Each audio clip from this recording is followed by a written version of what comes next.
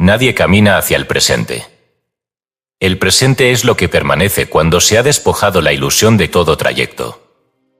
Nacimos esclavos de un reloj que nunca ha existido fuera de la mente humana, domesticados por la aguja invisible de una memoria mal interpretada como causa, y una ansiedad que confunde el futuro con destino.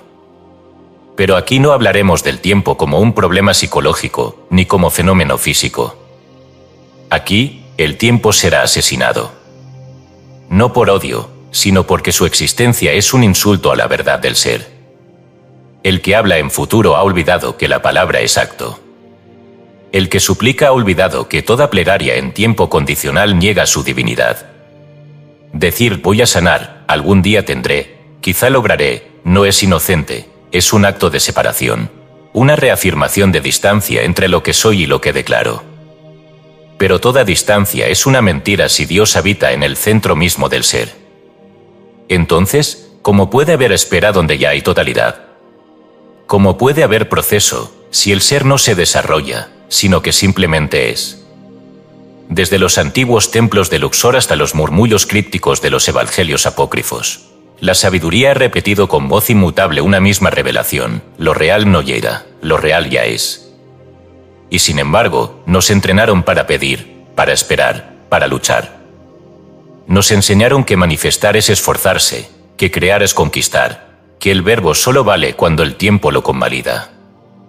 Pero esa pedagogía fue diseñada por quienes temen al instante eterno, por quienes sabían que si el alma recuerda que su palabra es ley, no habrá trono que no se derrumbe ni cadena que no se desintegre con una sola frase pronunciada en certeza.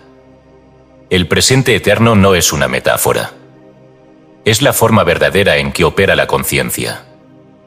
Los alquimistas no transmutaban plomo en oro esperando resultados, se convertían en oro ahora, y el mundo cedía.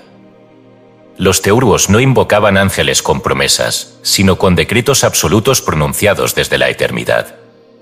En los textos prohibidos del Sefer HaRazim, los sabios del desierto ordenaban la materia desde las esferas superiores mediante un verbo que no admitía demora. En el libro de los muertos egipcio, el difunto no decía espero cruzar el umbral, sino yo ya he cruzado. Y esa palabra abría los portales.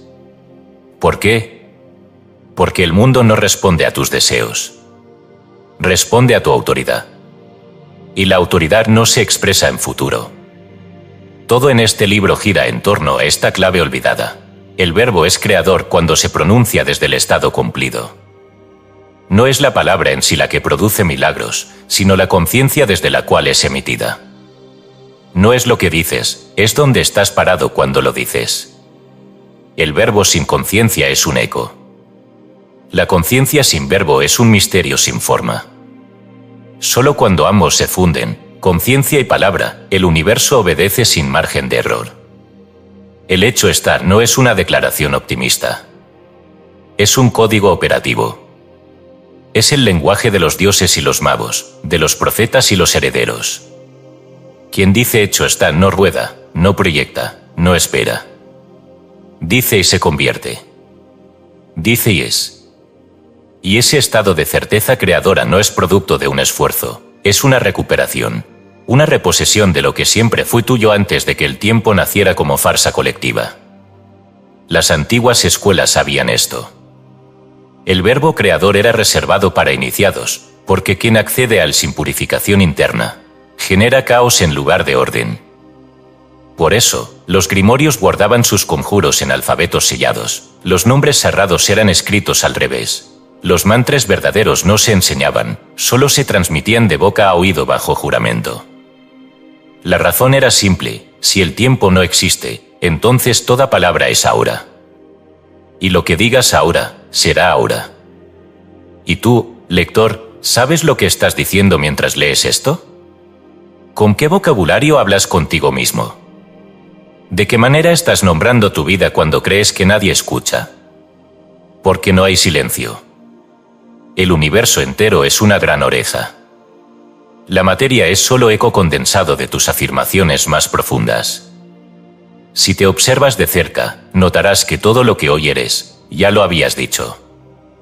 Y si no lo dijiste en voz alta, lo dijiste en estructura interna, en narración subconsciente, en verbo vibracional.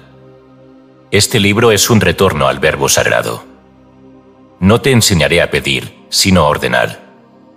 No a esperar, sino a encarnar. Aquí no invocaremos deidades externas ni técnicas que acumulen poder con el tiempo. Aquí hablaremos desde el lugar donde el tiempo fue abolido. Cada capítulo que leerás será una piedra en el templo invisible del Yo absoluto. Y al final, si has comprendido, sabrás que no necesitas completar este libro para que el milagro ocurra. Porque si es verdadero lo que afirmas, ya ha sido. Esta es la doctrina del instante. La ciencia de la palabra viva. La gnosis del ahora eterno. En las siguientes páginas recorreremos las raíces olvidadas de esta sabiduría. La cábala oculta que activaba universos desde letras flotantes, el hermetismo original donde el todo es mente. No era una teoría sino un mandato vibracional, los decretos cósmicos de los sabios béricos, las fórmulas selladas del gnosticismo sirio, y los lenguajes perdidos del alma que aún susurran desde los códices enterrados en arena y fuego. No se te pedirá fe. Se te pedirá autoridad. No tendrás que aprender a decir, sino a convertirte en lo que dices. Así comienza esta obra, no con una promesa, sino con una ruptura. La ruptura del tiempo, la del deseo no cumplido, la del lenguaje domesticado. El Verbo será devuelto a su trono, y tú con él. Hecho está. Ya es. Ahora empieza. Hecho está, el Verbo que crea desde el presente eterno. Escrito y publicado por escucha tu subconsciente. Todos los derechos reservados. Hemos notado que más del 80% que visitan nuestro canal no está suscrito. Puede apoyar este proyecto presionando el botón de suscribirse y dándole me gusta al vídeo. Gracias por inspirarnos en seguir creando más y mejor contenido para ti. ¿Estás listo para transformar tu vida? Capítulo 1. La puerta se abre con la voz. No hay palabra inocente. No existe la frase sin importancia. Cada vez que hablas, se abre una puerta. Y si no eres consciente de ello, entonces alguien más, invisible, expectante, decidirá hacia dónde conduce esa puerta. La voz es el cincel de lo real. Y quien emite sonidos sin saber desde qué mundo lo hace, corre el riesgo de crear infiernos en lugar de templos. Así comenzó el mundo, no con materia, sino con verbo. No con tiempo, sino con vibración. Y dijo Dios, hágase la luz. Y fue la luz. Génesis 1, 3. No pensó la luz. No visualizó la luz. No suplicó por la luz. La dijo. Y al decirla, fue. ¿Qué significa eso sino que la palabra es poder absoluto cuando se pronuncia desde la conciencia creadora? En el Zohar, se afirma que, con letras grabadas con fuego, Él creó el mundo. La tradición cabalística sostiene que el universo fue esculpido a través de los 22 canales del alfabeto hebreo, donde cada letra no es símbolo fonético, sino emanación de una energía viva. Decir Ralep no es nombrar, es liberar una fuerza estructuradora de existencia. Pero esto no es exclusivo de los hebreos. En el Tao de Jin, Lao se declara, el Tao que puede ser dicho no es el Tao eterno. Sin embargo, su obra entera se construye como una danza entre lo que se dice y lo que revela por vibración. Allí, la palabra es como el viento entre bambúes, no se captura, pero transforma el espacio. El taoísmo sabe que la voz es un vehículo del chi, del flujo vital. Y por eso, el sabio habla poco, pero cuando habla, el universo se acomoda. Los hermetistas, herederos de la escuela egipcia, también sabían que todo comienza con un plogos. Hermes Trismegisto lo dejó claro en el Poimandres, el pensamiento es el padre del verbo, y el verbo es hijo de la voluntad. No se trata, entonces, de hablar por hablar. Se trata de que todo lo que decimos nace de una conciencia estructurada, que habita el trono del ser. Hablar es coronarse o condenarse. Y nadie escapa a esa ley. Una vez, un anciano del desierto, cuyo nombre se ha perdido, pero cuya voz todavía vibra, narró a su discípulo una historia. Decía que, al principio de los tiempos, los hombres no hablaban. Emitían sonidos puros. No era el lenguaje, sino puertas. Un sonido abría el cielo. Otro sanaba huesos. Otro hacía que los frutos crecieran más rápido. Pero con el tiempo, los hombres quisieron nombrarlo todo, explicarlo todo. Y al multiplicar las palabras, perdieron las puertas. Ahora solo quedan ruinas del verbo. Y sin embargo, bajo ciertas condiciones, una sola palabra aún puede abrir el umbral. Tú eres el portador de esas condiciones. Pero para ello, debes comprender algo fundamental: toda palabra es performativa. Esto quiere decir que no describe, crea. Cuando dices «yo soy pobre», no estás informando al mundo. Estás activando una fórmula vibracional que lo impregna todo. Cuando repites «no puedo», estás tallando un sello invisible que el universo respeta. Así funciona el campo. Así funciona Dios. No responde a lo que deseas, sino a lo que declaras como cierto. La palabra abracadabra, tan mal entendida por siglos, viene del arameo abrakedabra y significa «yo crearé según hable». Esta fórmula era pronunciada en rituales de sanación por los sabios caldeos, mientras trazaban con sus dedos triángulos en el aire. No estaban haciendo magia en sentido vulgar. Estaban alineando la vibración de la palabra con la geometría del cosmos. Cuando el verbo y la forma se sincronizan, la realidad cambia. Esta es la ciencia que se perdió y que hoy regresa a ti no como teoría, sino como herencia. Observa a los niños. Antes de que aprendan gramática, ya decretan. Un niño que dice «tengo miedo» no está contando una emoción. Está invocando la entidad misma del miedo para que habite su campo. Y si un niño dice «soy un león», por un instante, su energía vibra como un león. ¿Por qué? Porque en el estado prístino de la conciencia, la palabra y la realidad son inseparables. Con el tiempo, les enseñamos a mentir con palabras, a disociarse, a hablar por cortesía. Y así, el verbo pierde su potencia. Pero tú puedes recuperarla. Y el primer paso es reconocer la sacralidad absoluta de cada cosa que dirás, incluso cuando crees que solo estás pensando. El pensamiento articulado ya es verbo. No necesitas voz para decretar. Basta con formar la frase desde tu centro. De hecho, en los libros secretos de la tradición esenia, se enseña que la creación más pura ocurre en silencio, cuando el verbo no se articula, sino que se encarna.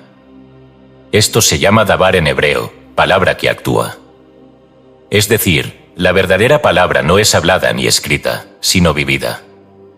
Por eso, el sabio no solo dice «yo soy prosperidad», sino que lo dice y camina como si el oro le brotara de la planta de los pies. Aquí es donde el decreto se vuelve puerta. No basta con repetir frases. El mundo ya está cansado de afirmaciones huecas. La frase es la llave, pero si no hay conciencia detrás, el verbo no encaja en ninguna cerradura. Por eso, muchos decretan con rabia, o con miedo, o con duda, y se frustran al no ver resultados. Pero nadie grita para abrir una puerta. Se acerca, introduce la llave con precisión y gira con certeza. Así es como se debe hablar. Así es como el verbo entra en su templo. Desde hoy, te invito a observar tu lenguaje como quien vigila una ceremonia. Escucha cada frase como quien escucha una profecía. No repitas jamás lo que no deseas eternizar. Cada vez que digas «yo soy», imagina que es Dios mismo quien continúa la frase. Porque así es. Porque tú y Él son uno, cuando hablas desde el centro. Y ahora, un acto. Porque toda palabra sin acción es solo eco. Ejercicio práctico, el umbral del verbo. 1. Busca un espacio donde puedas estar solo, sin ruidos, sin interrupciones. 2. Respira profundamente 7 veces, cada vez más lento. 3. Coloca tu mano sobre tu garganta. No para hablar, sino para recordar que allí vive una puerta. 4. Cierra los ojos. Y sin voz, pero con plena conciencia, di hacia adentro. Cada palabra que sale de mí, crea. Soy templo de la voz sagrada. Hecho está lo que declaro desde mi centro. 5. Ahora, en voz baja, pronuncia una sola frase que quieras ver realizada. Pero dilo sin rogar, sin desear, sin expectativa. Di como quien informa al universo. Y luego, guarda silencio. El silencio posterior es el acto final del decreto. Ahí ocurre lo invisible. Nadie puede entrar al templo sin llave. Y nadie sostiene la llave si no honra su voz. Capítulo 2. El deseo ya ha ocurrido. Antes de que desees, ya ha sido. Esta afirmación, aunque absurda para la mente lineal, es una llave para abrir las puertas más profundas del alma. El deseo no es un vacío que busca llenarse, sino un recuerdo disfrazado de anhelo.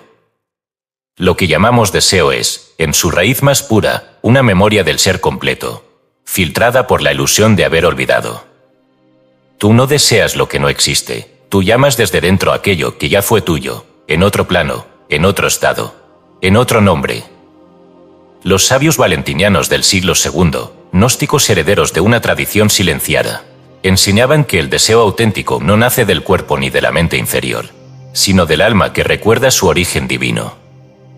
En los evangelios secretos conservados por la secta de los sufitas, se afirma que el deseo es la nostalgia de la luz olvidada. No se trata, entonces, de conquistar lo deseado, sino de reconocerlo como propio antes del mundo. Imagina que en lo más profundo de tu conciencia existe una bóveda sagrada, y que cada vez que deseas algo con intensidad, no estás fabricando un sueño, sino que estás tocando la puerta de esa bóveda, exigiendo la devolución de lo que te pertenece. Pero si al tocarlo haces con ansiedad, con duda, con sensación de falta, la bóveda no se abre. Porque no responde al grito del huérfano, sino al tono de quien recuerda ser heredero. El deseo verdadero no clama. Reconoce. En el sufismo, Rumi lo expresó con una claridad que corta como diamante. Lo que estás buscando te está buscando a ti. Pero esto no es romanticismo espiritual. Es una ecuación vibratoria. Lo que deseas y tú ya están unidos, pero el velo del tiempo aparente te hace creer que hay distancia. Y mientras actúes como si existiera ese abismo, lo reforzarás. ¿Cómo acortar la distancia? Dejando de buscar. Asumiendo que ya es. Respirando como quien ha encontrado. La tradición mística persa contiene un relato olvidado, un príncipe que soñaba cada noche con un jardín perfecto. Al despertar, sentía angustia, pues el mundo no se parecía en nada a aquel lugar. Los sabios de la corte intentaron consolarlo, sin éxito. Hasta que un anciano le dijo, lo que ves en sueños no es ilusión. Es tu memoria. Pero solo volverás a él cuando dejes de buscarlo fuera. El príncipe entendió y dejó de buscar. Y al cerrar los ojos por última vez, ya no soñó, regresó.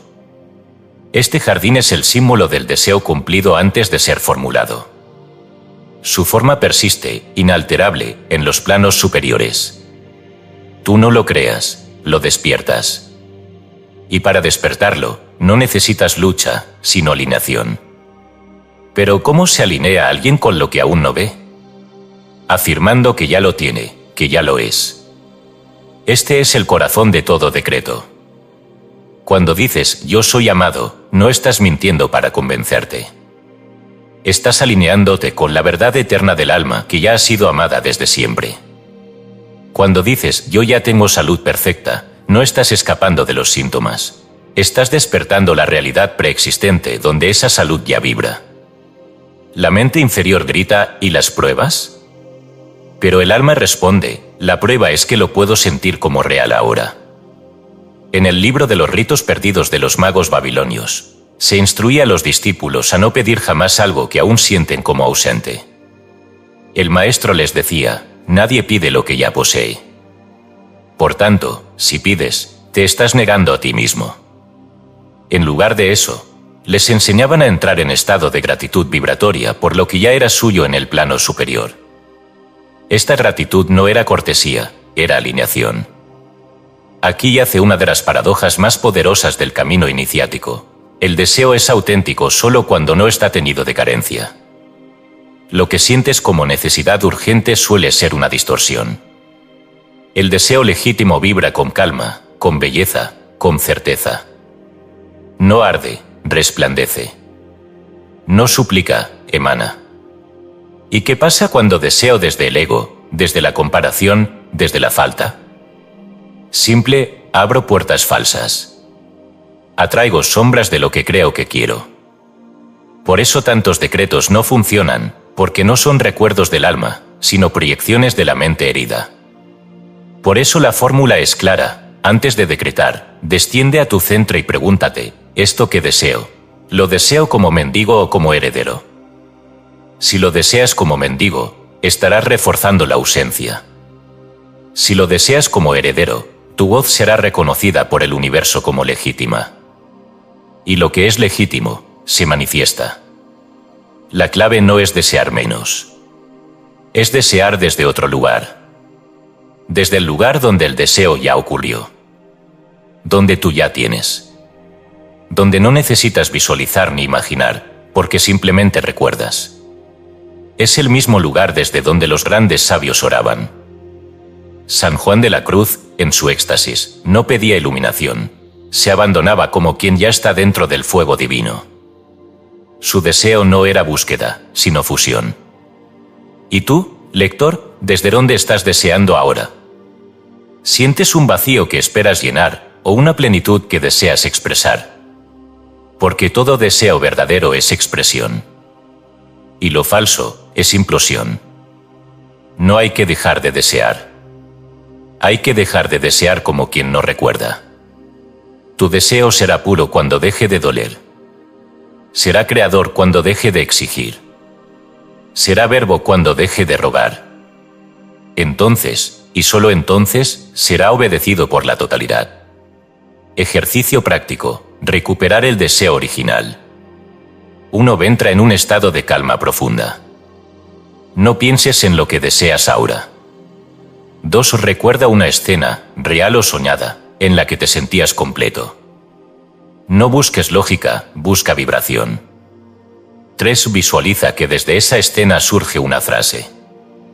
Puede ser yo soy libre, yo estoy pleno, yo tengo todo, o la que tu alma dicte. 4. Ahora, en silencio, repite esa frase 10 veces. No como mantra vacío, sino como afirmación de memoria. Como quien recuerda algo más real que esta vida. 5. Abre los ojos y haz una sola acción coherente con esa frase. Puede ser un gesto, una decisión, un acto simbólico. No lo pospongas. Actúa como quien ya es. El deseo que aún duele no es verdadero. El que vibra en calma ya ha ocurrido. Capítulo 3. El nombre que todo lo es. Nombrar no es señalar. Es crear. El que nombra no describe, convoca. En las tradiciones más antiguas, el nombre verdadero de una cosa no era su etiqueta social, ni su denominación gramatical. Era su molde vibracional, su esencia invocada, su firma energética en el tejido del ser. Pronunciar un nombre no era decir algo, era abrir un canal. Un canal por donde esa cosa descendía, actuaba, existía. Los antiguos no llamaban al fuego, fuego por comodidad. Lo llamaban con sonidos que lo hacían arder. En el Atharva Veda, uno de los textos védicos menos citados, se afirma: aquello que es nombrado con reverencia responde con forma. No se trata de religiosidad, sino de estructura. El universo responde al patrón. Y el patrón está codificado en el nombre. Pero no en cualquier nombre, sino en el nombre esencial, aquel que no designa, sino que vibra con exactitud con la cosa misma. Así entendían los hebreos el tetragrámaton, Yod-He-Vav, las 4 letras del nombre inefable de Dios. No era una palabra para decir en voz alta, sino para ser meditada, contemplada, disuelta dentro del alma. Porque no se podía pronunciar sin provocar consecuencias. No por castigo divino, sino por ley vibratoria. Decir ese nombre era convocar el fuego estructurador del cosmos. Por eso, los sacerdotes lo susurraban solo una vez al año, en lo más profundo del templo. con la certeza de que la menor distorsión podía alterar la arquitectura misma de su realidad. Pero no son solo los hebreos. En el Vedanta se encuentra el concepto del Nama, el nombre divino. Aquí, cada aspecto de la divinidad tiene un nombre que no es alegoría, sino acceso directo a su vibración activa. Decir Om Namah Shivaya no es invocar a una deidad antropomórfica, sino sincronizarse con la energía de disolución y renacimiento que esa sílaba compuesta encarna. Y al hacerlo, uno no reza, uno se vuelve eschive. En los grimorios medievales, esta sabiduría fue preservada bajo sellos, amenazas y códigos. Nombres como Anael, Castiel, Astarot, Metatron y cientos más no eran invenciones literarias, sino traducciones fonéticas de fuerzas astrales. Cada uno debía ser invocado desde el presente absoluto. Decir yo llamo a Castiel para mañana era un error. Porque esas entidades, como los principios que representan, solo operan en el aura vibratorio. No responden a intenciones, sino a sintonías. Y la sintonía, como el verbo creador, solo existe aquí. ¿Qué ocurre cuando dices tu propio nombre? ¿Qué ocurre cuando afirmas yo soy seguido de cualquier cosa? Estás generando una fórmula. Y esa fórmula se adhiere al campo como un sello invisible. Por eso el verbo ser es el más sagrado. Porque es la afirmación directa de existencia. Decir yo soy débil no es describirse, es invocar la frecuencia de la debilidad.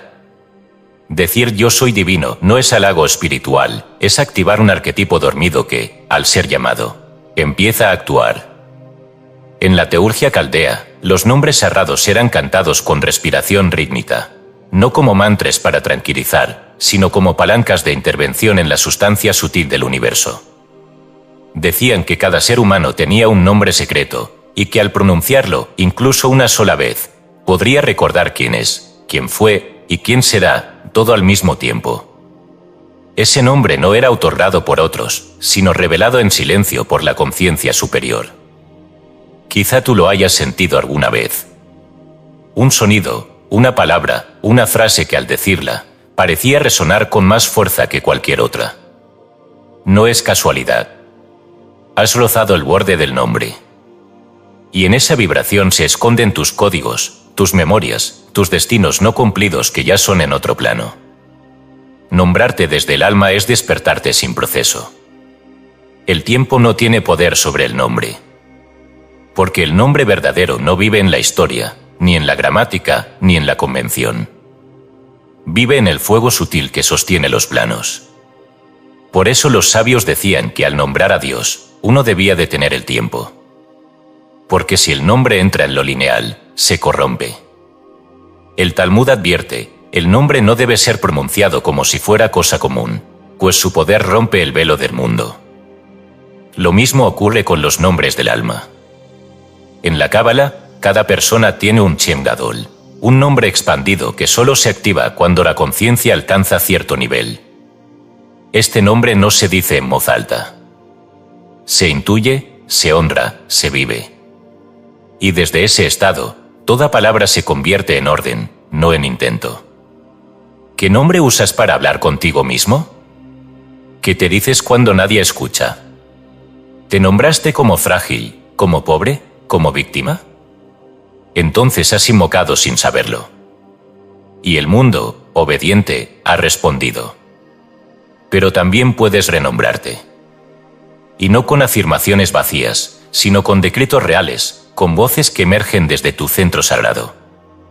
Allí donde Dios pronuncia tu nombre sin pronunciarlo, donde todo lo que dices ya es. Un hombre que sabe su nombre no necesita defensa. Una mujer que recuerda su nombre no necesita permiso. Porque su voz es trono. Porque su palabra es altar. Porque cuando habla, el mundo responde. Ejercicio práctico, descubrir tu nombre vivo. 1. Siéntate en silencio. Apaga todo ruido externo. 2. Coloca tu mano sobre tu pecho y repite en voz baja. Muéstrame el nombre que vibra con mi alma. 3. Cierra los ojos y escucha. No esperes una palabra perfecta. A veces será un sonido, una sílaba, una imagen. 4. Cuando llegue, repítelo. No juzgues. Solo di: yo soy aquel que se nombra así. 5. Haz una sola acción diaria como quien ya porta ese nombre. Actúa no desde el ego, sino desde la vibración que ese nombre te reveló. El nombre no es tuyo porque lo digas. Es tuyo cuando, al decirlo, el mundo se arrodilla. Capítulo 4. Lo que no se nombra no existe. Lo innombrado no solo está oculto, está muerto. Porque en el reino donde todo es vibración, existir es ser pronunciado. El verbo es el cordón umbilical de la existencia. Todo aquello que no se afirma, permanece en estado latente, invisible, sin capacidad de entrar al mundo de las formas. El universo no reconoce intenciones, reconoce palabras. Y el alma que no sabe nombrar lo que lleva dentro, habita como fantasma en su propio cuerpo. Desde los albores de la civilización, quienes han buscado controlar pueblos, culturas y destinos lo han hecho, no a través de la espada, sino a través del verbo silenciado. No quemaron solo cuerpos, sino lenguas. No asesinaron ideas, prohibieron nombres. Porque sabían que lo que no se dice, no actúa. Lo que no se pronuncia, no existe. Esta es la base oculta de toda opresión. Por eso en el antiguo Egipto, los nombres de los enemigos eran inscritos en fragmentos de cerámica y luego rotos ritualísticamente. Al quebrar el nombre, se anulaba la existencia. Hay palabras que no puedes decir sin liberarte. Hay frases que, al ser pronunciadas, disuelven años de cadenas invisibles. No porque sean mágicas en sí, sino porque activan zonas dormidas del alma que no sabían que podían hablar. Pero cuando no nombras, cuando callas lo que arde en tu interior, entras en el templo del exilio. Porque el silencio, lejos de ser virtud espiritual, se vuelve cárcel cuando es forzado. En las tradiciones chamánicas del norte de Siberia, se dice que cada emoción tiene un canto y que cada herida solo puede cerrarse si encuentra su tono. No se sana lo que se comprende. Se sana lo que se nombra. Y si no puedes nombrarlo, alguien más lo hará por ti, y con ese nombre, marcará tu camino. Este es el juego oculto del poder. Quien domina el lenguaje, domina la realidad. La historia de las dominaciones espirituales no es otra cosa que la historia de la represión del verbo. En el siglo IV, el Concilio de Constantinopla no solo prohibió evangelios, prohibió formas de hablar de Dios, de Cristo, de la mujer, del alma. En las instrucciones secretas del emperador Teodosio, se instruyó a sus gobernadores a destruir libros que enseñaban formas peligrosas de nombrar lo divino. ¿Y por qué era peligroso? Porque lo que se nombra, se hace cuerpo. Y cuando las masas comienzan a nombrar su poder, el sistema colapsa. Pero no solo lo sagrado fue silenciado. También lo personal. La niña que no dijo yo sé, creció creyendo que era ignorante. El joven que nunca dijo yo puedo, caminó como mendigo. El anciano que no dijo yo fui, se desvaneció antes de morir. Así opera el conjuro del silencio, instala la ausencia como norma. Todo lo que no se afirma desde el alma, queda secuestrado por la estructura que sí se atreve a hablar. En la tradición hebrea, se cree que Adán no fue humano hasta que nombró. La humanidad no comienza con la forma, sino con el verbo. Y trajo Dios a Adán todos los animales del campo, para que viese cómo los había de llamar, y todo lo que Adán llamó, ese es su nombre. Génesis 2:19. Aquí no se habla de zoología. Se habla de creación participativa. Nombrar es establecer la realidad. Por eso los sabios dicen que si no puedes ponerle nombre a lo que estás viviendo, entonces no lo estás viviendo, estás siendo vivido. Esto no significa que debas tener palabras elocuentes, ni discursos refinados. Significa que debes atreverte a declarar. A decir con claridad lo que sí eres, lo que sí deseas, lo que sí permites. Incluso si al principio tu voz tiembla. Porque cada palabra dicha desde el centro, incluso murmurada, rompe siglos de programación. En los textos ocultos de la tradición mandea, se encuentra el relato de un ángel caído que permaneció atrapado durante 1000 años porque olvidó como decía su nombre original. Cada día, al abrir los ojos, recordaba solo fragmentos. Hasta que un viajero le enseñó a decir: yo soy quien fui, soy y seré. Al pronunciarlo, la prisión se deshizo. Porque las cárceles no son muros, sino el olvido del verbo que te libera. ¿Y tú, que no estás nombrando por miedo? ¿Qué palabra estás reprimiendo por hábito, por trauma, por obediencia? Has dicho: yo soy libre. Has dicho: yo tengo derecho. Has dicho: yo ya soy lo que busco. Porque si no lo has dicho, no lo eres. La existencia escucha. Pero solo escucha palabras verdaderas. No las que otros te obligaron a repetir, sino las que brotan de tu núcleo como brasas. El lenguaje no es herramienta, es alquimia. Cada palabra es un símbolo que altera la sustancia sutil del mundo. La Kabbalah enseña que el mundo fue hecho con letras hebreas no por capricho, sino porque cada letra es una partícula vibracional que organiza lo invisible en visible. Si tú no usas tu alfabeto sagrado, sea cual sea, el caos ocupará su lugar. Y entonces, el mayor de los pecados no será mentir. Será callar lo que debía ser dicho. Ejercicio práctico, el rito de la palabra perdida. 1. Toma una hoja en blanco. 2. Escribe una sola frase que nunca te hayas atrevido a decir. Puede ser: yo merezco, yo sé quién soy, yo tengo derecho, yo ya estoy listo. 3. Léela en voz alta, en soledad. No como afirmación vacía, sino como rito. 4. Coloca la mano sobre tu garganta. Repite 3 veces en voz firme. He roto el silencio. He recordado mi voz. He existido. 5. Guarda esa hoja como sello. O quémala en fuego sagrado, si sientes que debe ser liberada. Pero nunca vuelvas a callarte lo que tu alma sabe que debe decir. No existe lo que no se nombra. Y lo que no se nombra, te gobierna en silencio. Capítulo 5. El reino está aquí. No hay promesa más peligrosa que la del reino por venir. Porque cuando se te hace creer que lo divino llegará, ya se te ha robado el presente. La espera es el exilio dorado, un espejismo que disfraza la prisión como esperanza. Todo aquel que espera el cielo ha sido apartado de su trono. Todo aquel que se proyecta hacia la redención futura ha negado, sin saberlo, su naturaleza divina ya operante. Cristo, en su dimensión más profunda, la que solo conocen los iniciados y los que han dejado de leer con ojos condicionados, jamás habló de un reino que se inaugura en el tiempo. En el Evangelio de Tomás, texto excluido del canon oficial y hallado en los desiertos de Nag Hammadi, se le atribuyen estas palabras: si aquellos que os guían os dicen: mirad, el reino está en el cielo, entonces los pájaros del cielo os precederán. Si os dicen: está en el mar, entonces los peces os precederán. Más bien, el reino está dentro de vosotros y fuera de vosotros. No hay promesa, hay presencia. No hay camino, hay realidad inmediata. Esta es la herejía silenciosa de todos los grandes maestros: el reino ya es. No llegará. No evolucionará. No emergerá con buenas obras, ni con karma saldado, ni con decretos acumulados como méritos. El reino es ahora.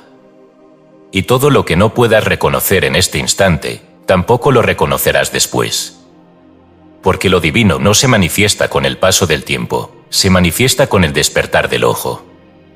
Krishna, en el Bhagavad Gita, le revela a Arjuna que la guerra ya está ganada. Que lo que está a punto de ocurrir, ya ha ocurrido. Aquellos a quienes has de matar, ya han sido muertos por mí. Sé solo mi instrumento. La enseñanza es brutal en su belleza: no luches por un reino que se instalará después de ti. Solo entra en la frecuencia de lo que ya ha sido completado. Cerván, en la tradición persa zoroastriana, es el dios del tiempo eterno. No el tiempo cronológico, sino el ayón inmóvil desde donde todo fluye y regresa. Los textos de la escuela zurbánica narran que Cerván engendró tanto a Ormuzd como a Ahriman, luz y oscuridad, en el mismo acto. No hay espera entre bien y mal. Todo ocurre en simultaneidad desde la eternidad indivisible. Esta visión fue posteriormente borrada por reformas que necesitaban enemigos, procesos, metas. Porque sin espera no hay control. Y sin reino futuro, no hay sacerdocio mediador. El reino está aquí, pero no en la tierra geográfica, ni en las doctrinas, ni en las promesas ministeriales. El reino está aquí como estado de conciencia que no depende de la forma. No lo verás con los ojos del juicio. No lo tocarás con manos que exigen pruebas. Solo el alma sin agenda puede reconocerlo. Por eso Jesús, en los evangelios no adulterados, nunca dice el reino será dado a quienes esperen, sino el reino ya está entre vosotros. Pero ¿quién puede verlo? Solo el que no lo busca como futuro. Todo proceso espiritual que te proyecta hacia uno más adelante, un cuando sane, un cuando comprenda, un cuando esté listo, ha sido contaminado por la programación del tiempo. La fe no consiste en creer que el reino vendrá. La fe consiste en reconocer que lo que ya es, basta. Que todo lo que tú serás, ya te habita. Que lo que deseas encontrar, ya está cantando la estructura de tu médula. La herejía es esta, no hay más camino que descubrir. No estás avanzando. Estás desvelando. No estás acumulando luz, estás quitando las vendas. El reino no es un logro. Es un retorno. Una memoria sin tiempo, que se activa cuando dejas de posponer. ¿Por qué tantas almas pierden fuerza en el camino espiritual? Porque les enseñaron que el reino es una recompensa. Que llegará cuando dominen la mente, cuando abran el corazón, cuando equilibren los chakras. Pero no es así. El reino no responde al mérito, sino al reconocimiento. Y solo quien deja de luchar con la vida puede verlo como presencia palpitante en cada instante. No necesita pruebas. Respira y sabe. Camina y recuerda. No busca señales, Él es la señal. El libro de Enoch, condenado por el clero y silenciado por siglos, describe visiones en las que Enoch, llevado a los cielos, no ve un lugar nuevo, sino el reverso del presente. El reino no era otro mundo, sino el mismo mundo visto desde otra vibración. Un mismo árbol, pero cubierto de fuego. Una misma piedra, pero con ojos. El reino está superpuesto, no ausente. Está vibrando ya, justo ahora, sobre la superficie de este instante. ¿Y tú, qué estás esperando? ¿A quién estás esperando? ¿Crees que vendrá una señal, un cambio, un evento para que sientas que Dios está contigo? Entonces seguirás proyectando eternamente. Porque mientras esperes, afirmas que el reino no ha llegado. Y si afirmas eso, lo estás negando. Todo el poder que necesitas está aquí. Toda la plenitud. Toda la visión. Ahora. Respira. Mira. Escucha. Este momento no es tránsito, es trono. Este segundo no es medio, es fin y origen. El reino no será. Es. Y está esperando, no a que tú llegues, sino a que te detengas y recuerdes. Ejercicio práctico, detener la espera. 1. Haz una pausa consciente. Apaga todos los estímulos externos. 2. Di en voz alta, el reino no vendrá. El reino está aquí. 3. Cierra los ojos. Siente el cuerpo. El entorno. El presente sin modificar. 4. Elige una actividad cotidiana, comer, caminar, tocar un objeto, y hazla con la conciencia de que ya estás en el reino. No esperes que cambie nada. Solo observa cómo se abre lo que ya estaba abierto. 5. Al final, di, nada me falta. Nada se acerca. Ya soy. El que espera niega. El que afirma, entra. Capítulo 6. El decreto que no suplica. La súplica es la oración de los exiliados. El que suplica ya se ha separado de aquello que anhela. Ya ha declarado, aunque no nos sepa, que está lejos de Dios, lejos del poder, lejos de sí mismo. La súplica, cuando nace del alma fragmentada, no eleva, vacía. Es la vibración del mendigo espiritual que cree que algo debe venir desde fuera, que algo ha de ser otorgado, que hay una puerta, una sala, un Dios, un destino aún por conquistar. Pero el decreto no pide. El decreto proclama. Desde los tiempos más antiguos, las civilizaciones sabían que la palabra no debía ser usada como lamento, sino como acto. El sacerdote de Karnak no decía «concédeme la lluvia». Decía «la lluvia ha descendido por voluntad del Uno». Y la pronunciación exacta, acompañada del gesto y del estado vibratorio correcto, no era metáfora. Era conjuro real sobre la sustancia del mundo. Porque en el universo sutil no existen plegarias condicionales, solo afirmaciones estructurantes. Los textos mágicos de los sabios caldeos, conservados fragmentariamente en tablillas ocultas del período neobabilónico, registran fórmulas que jamás incluyen el verbo querer ni robar.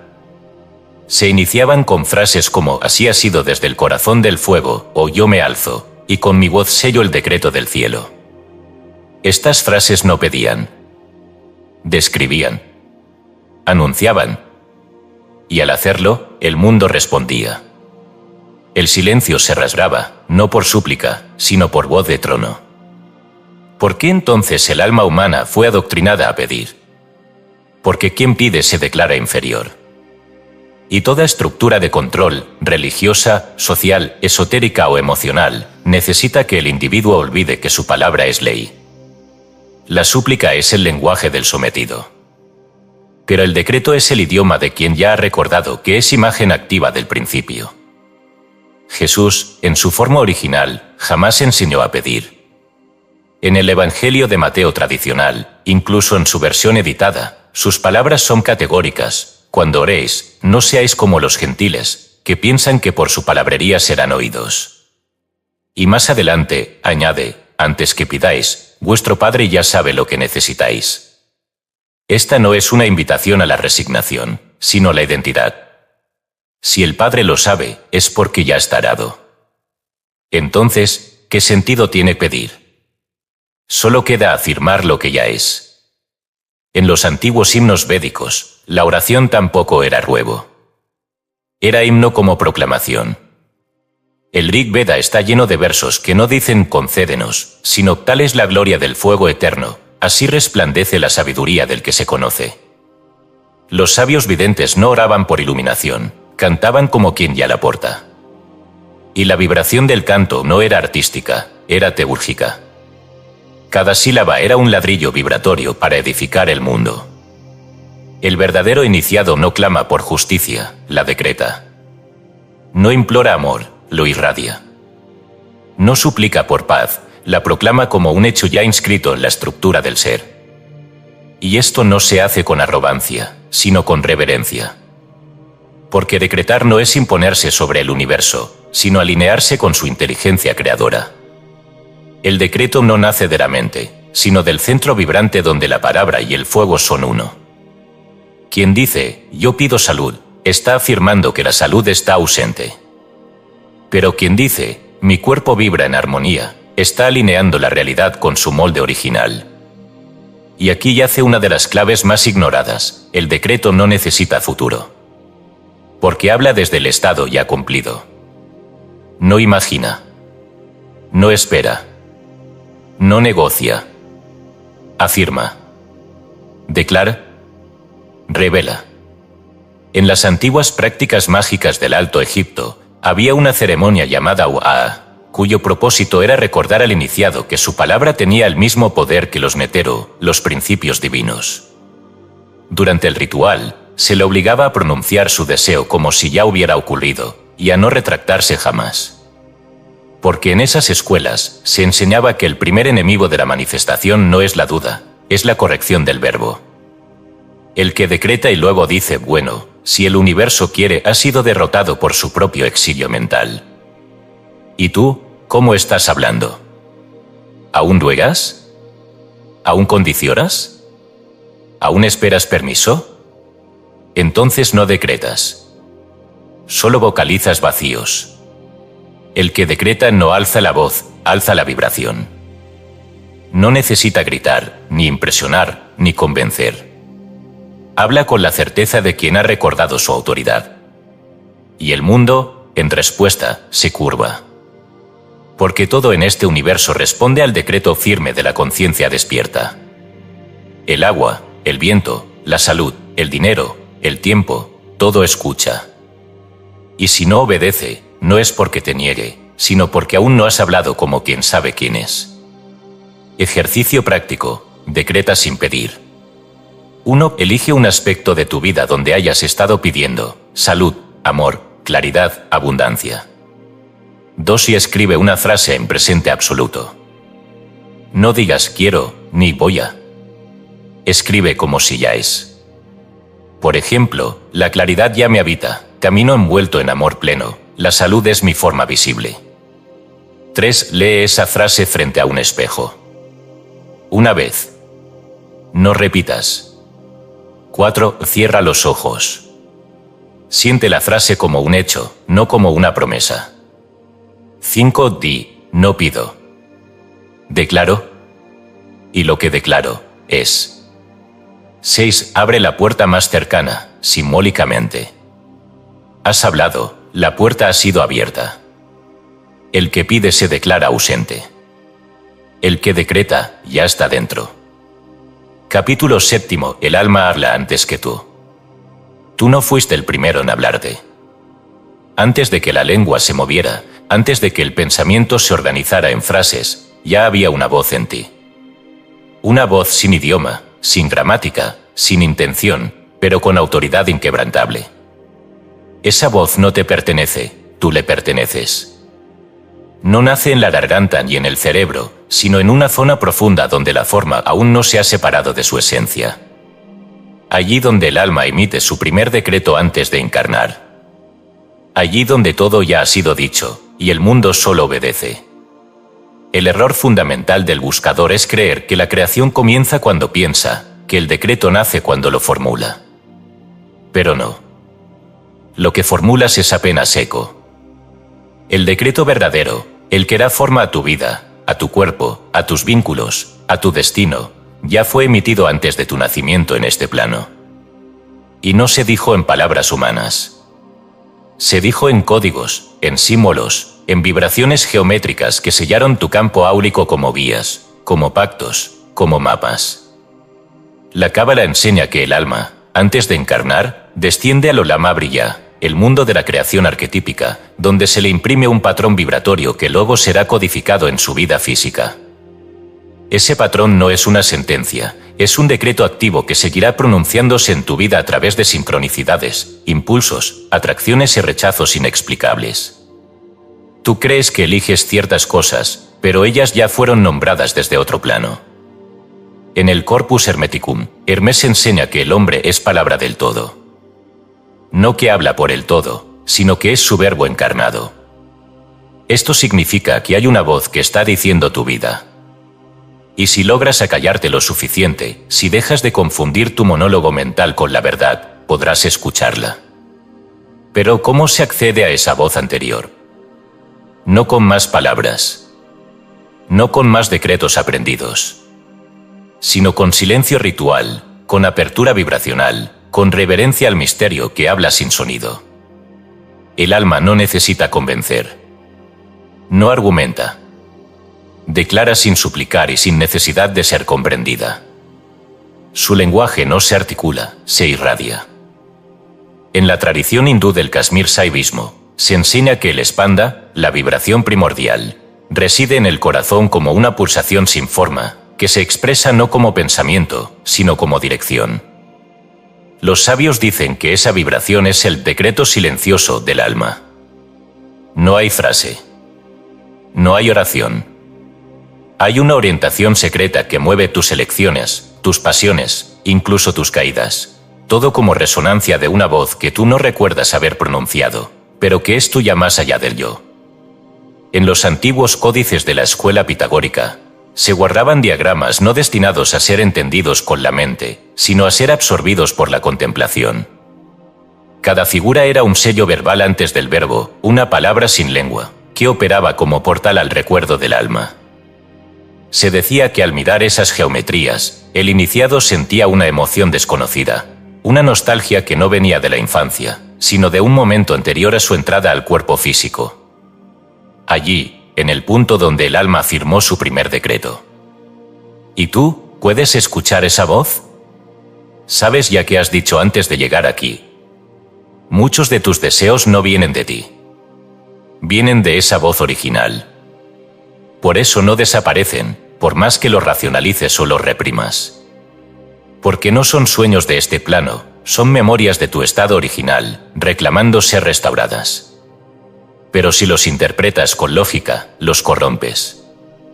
Si los juzgas, los retrasas. Solo puedes acercarte a ellos como se camina hacia un altar, con humildad, con fuego y con disposición a ser transformado.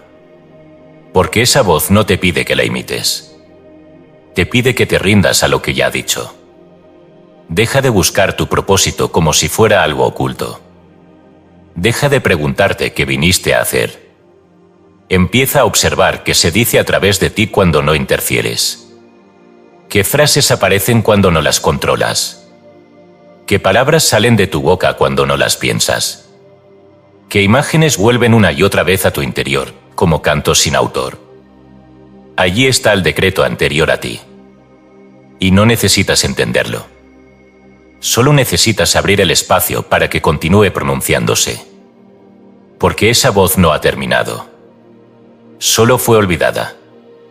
Y si la reconoces, si te atreves a vivir desde ella, todo lo que creías que debía ser decretado desde afuera, simplemente comenzará a ocurrir.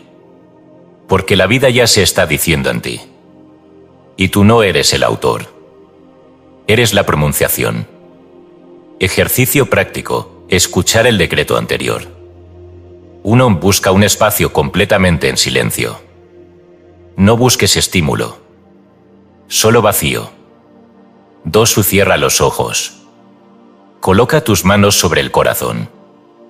No pienses. 3. Di internamente, que se escuche el decreto que ya fue. 4. Permanece en silencio por al menos 7 minutos. Si vienen pensamientos, déjalos pasar. 5. Cuando sientas una frase, una imagen, un impulso profundo, aunque no tenga sentido, acéptalo sin analizarlo. Escríbelo en una hoja. 6. Repite esa frase al despertar y antes de dormir durante 7 días. No como afirmación, sino como acto de memoria. Observa lo que ocurre. El alma no grita. Pero cuando habla, el mundo entero escucha. Tu alma ya habló.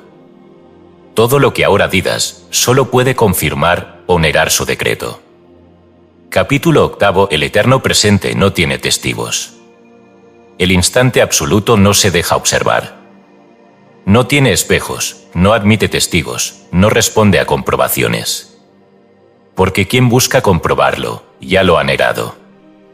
El presente eterno no se contempla desde fuera, se encarna o se pierde. No puede ser verificado, porque todo intento de verificarlo lo arrastra al tiempo, y en el tiempo, deja de ser lo que es. Esta es la paradoja central de toda verdadera espiritualidad, lo real no necesita ser probado. Solo sostenido con conciencia. El hábito de esperar resultados es el residuo más persistente del pensamiento lineal. Un residuo que corrompe incluso la práctica más elevada. Porque cada vez que decretas y esperas que algo ocurra, estás declarando que aún no ocurrió y, por tanto, estás afirmando su ausencia. ¿Y qué hace el universo ante esa afirmación? La obedece. En la ciencia del espíritu, el testigo mata al milagro. Porque el milagro no ocurre para ser visto, sino para ser vivido. Y quien vive en el presente absoluto ya no espera la evidencia, porque él mismo es la evidencia. No necesita que el mundo se ajuste a sus palabras. Él se ajusta al mundo que ha creado desde su estado de certeza. Y si el mundo aún no ha cambiado, no importa. Porque su certeza no negocia con las apariencias. En los textos herméticos, Hermés enseña que la verdadera visión es aquella que no se separa del objeto contemplado. El ojo del sabio ve lo invisible no porque lo detecta, sino porque lo es. Esta afirmación, que puede parecer absurda a la lógica ordinaria, es la clave de toda fe o creación real. No se manifiesta lo que se observa, sino lo que se asume como ya integrado. Y el acto de asumir no puede ser observado, solo sostenido. El alma que se obsesiona con señales ha sido desplazada del trono. No porque buscar signos sea pecado, sino porque es la confesión de que no se cree aún. El que cree de verdad no espera confirmaciones. Camina como quien ya ha sido respondido. No necesita pruebas de que es amado. Vive como quien ya ha sido abrazado por lo invisible. El Zohar, en uno de sus fragmentos más ocultos, afirma: la fe no es la creencia en algo que vendrá. Es la certeza que construye lo que ya está. La fe, por tanto, no es un acto pasivo. Es una tecnología.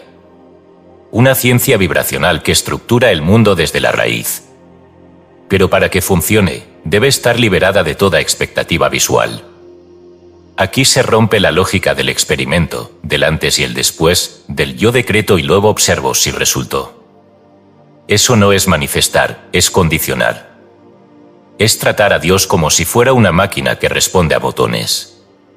Pero el principio no responde a condiciones, responde a estados. Si tu estado es de certeza, todo se organiza. Si tu estado es de espera, todo se retrasa. Por eso los grandes maestros eran ridículamente audaces. No pedían, no proyectaban, no miraban a su alrededor para ver si la semilla había brotado. Hablaban y caminaban. Declaraban y actuaban. Jesús no dijo esperemos que Lázaro despierte, sino levántate y anda. Y lo dijo como quien no contempla la posibilidad de otra realidad. Esa es la fe que mueve montañas, no la que desea, sino la que no permite el no. El libro de la sabiduría de los Nefilim, un manuscrito considerado apócrifo incluso entre los apócrifos, narra que los antiguos hijos de las estrellas jamás miraban al cielo después de un grito. Porque sabían que hacerlo era insultar al verbo. El decreto se sostenía, no se vigilaba. Era tan real que cualquier intento de verificarlo era considerado un acto de traición vibratoria. ¿Y tú, qué haces cuando decretas? ¿Esperas? Espías la realidad para ver si responde. Dudas de tu voz cuando no hay eco inmediato. Si lo haces, aún no has comprendido. Porque en el eterno presente, el resultado no se espera, se sostiene. Como el fuego que no pregunta si arde. Como el sol que no necesita que lo nombren para iluminar. El presente eterno no tiene testigos porque no es espectáculo. Es altar. Y los altares no se contemplan, se habitan. No hay cronología en el acto divino. No hay lógica. Solo certeza inquebrantable. No desde el pensamiento, sino desde la fibra del ser. Desde allí, todo decreto es válido. Desde allí, no hay más que una hora en llamas, donde todo ya ha sido cumplido, aunque el mundo aún no lo haya mostrado. El universo no te está probando. Solo te está escuchando. Ejercicio práctico, sostener sin mirar. 1. Elige un decreto que hayas estado repitiendo en tu vida: salud, abundancia, libertad, perdón. 2. Escríbelo en tiempo presente. No como deseo, sino como hecho. Por ejemplo, mi cuerpo ya es armonía total. 3. Léelo en voz alta solo una vez. Luego, rompe el papel. 4. Durante las siguientes 24 horas, no hables del tema. No observes señales. No pienses a ver si ya pasó. Solo actúa, camina y siente como si ya fuera irreversible. 5. Si la duda aparece, respóndele con una sola frase: ya es. No necesito pruebas. Lo que buscas confirmar, estás retrasando. Lo que sostienes sin testigos, ya ha ocurrido. Capítulo 9. Cada palabra es un juramento. Toda palabra pronunciada es una cuerda lanzada al invisible. Un pacto sellado, aunque el emisor lo ignore. Porque hablar no es solo emitir sonido, es comprometerse con una realidad. Y quien habla sin conciencia de pacto, será arrastrado por las consecuencias de su verbo. Nada de lo que dices desaparece. Todo se inscribe. Todo se honra. Todo vuelve. La visión hebrea es implacable en esto. En la Toure, la palabra neder designa un voto, un juramento. Pero el mismo término se aplica a cualquier afirmación hecha en voz alta. No se distingue entre una promesa sagrada y una frase casual, ambas son sellos ante el Eterno. El Talmud advierte, el que promete y no cumple, será llamado a cuentas, aunque lo haya dicho por ligereza. Y esto no es moralismo. Es ciencia espiritual. Porque el verbo es vibración con geometría sutil, y cada emisión forma estructuras en planos que no ves, pero que te verán a ti. En la antigua Babilonia, los sacerdotes del templo de Marduk enseñaban que cada frase dicha en voz alta debía ser seguida por un gesto de cierre. Tocar el corazón, elevar la mano, inclinar la cabeza. No por superstición, sino porque sabían que el acto verbal abría puertas. Y todo lo que se abre, si no se cierra conscientemente, queda vibrando en tu campo como promesa no resuelta. Esa promesa genera ecos. Ecos que se convierten en circunstancias, en relaciones, en deudas. Así opera el karma verbal, no como castigo, sino como geometría no cancelada. En el Tíbet, los lamas más antiguos hablaban de la Linsen, la energía verbal almacenada en los pasillos invisibles. Enseñaban que cada palabra cargada de intención dejaba una estela, un residuo, que podía regresar en forma de bendición o de sombra. Por eso, en los retiros más estrictos, el voto de silencio no era castigo, sino desintoxicación vibratoria.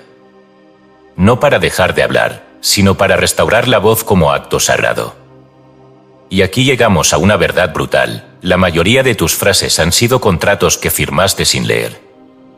Cada vez que dijiste «yo nunca voy a poder», firmaste con el universo una cláusula de negación. Cada vez que dijiste «esto siempre me pasa a mí», entregaste tu libre albedrío a una narrativa fija.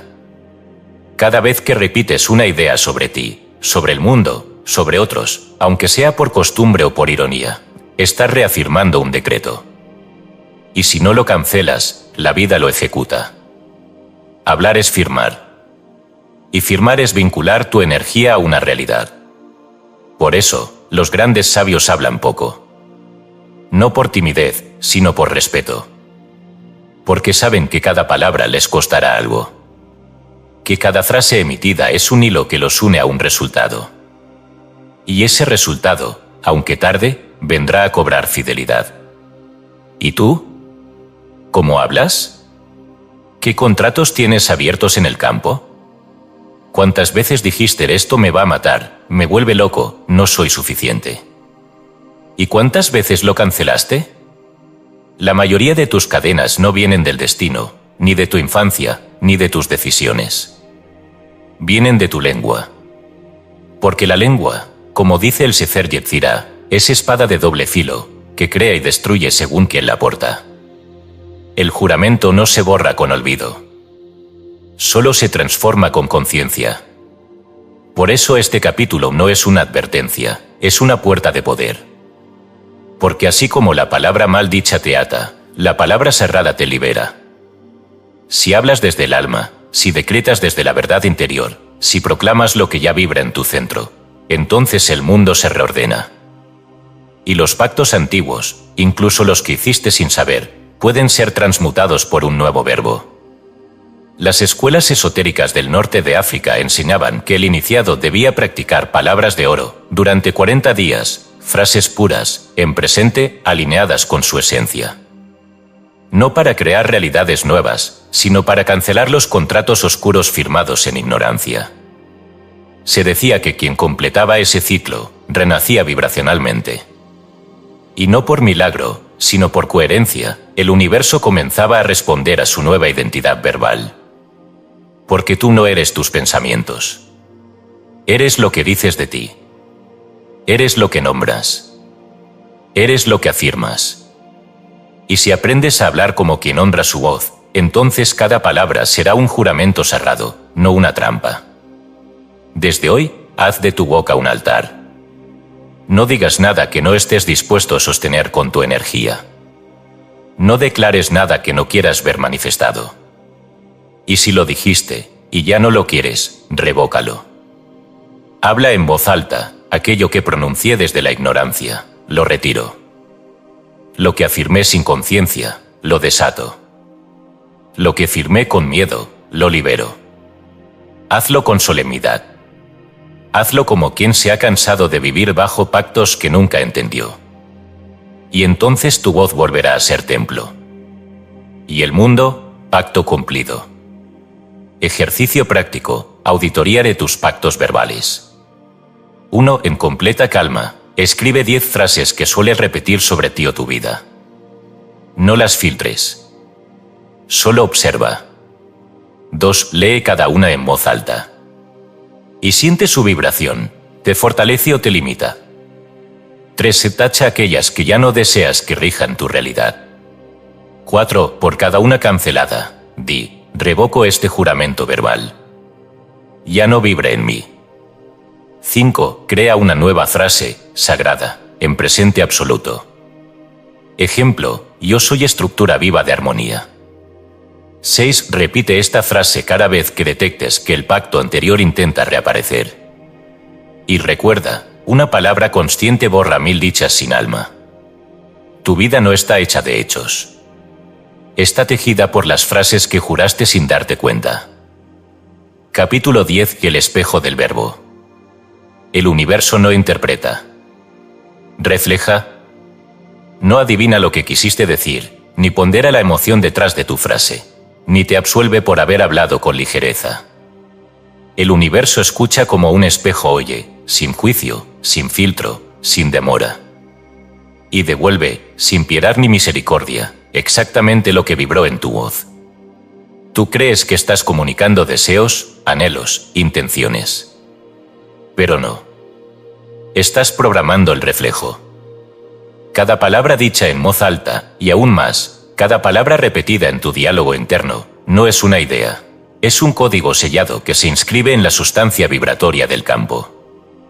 Y esa sustancia, como un lago inmutable, reproduce la imagen que lanzaste al agua sin modificarla. El Popol Vuh, libro sagrado de los mayas quichés, describe el nacimiento del mundo no como creación desde la nada, sino como una imagen que se refleja por primera vez en la conciencia divina. Los dioses modelan al hombre no solo con maíz y sangre, sino con palabra. Pero lo más revelador es que antes de formar el cuerpo, colocan un espejo frente al rostro de la creación. No para que el hombre se vea, sino para que lo dicho comience a tener forma visible. Porque en esa cosmogonía, ver es oír reflejado. No hay visión sin verbo previo. ¿Y qué haces tú cada día frente al espejo de la realidad? ¿Te hablas como arquitecto o como víctima? Dices esto es difícil, la vida es injusta, nada cambia, y luego te preguntas por qué el mundo no se transforma.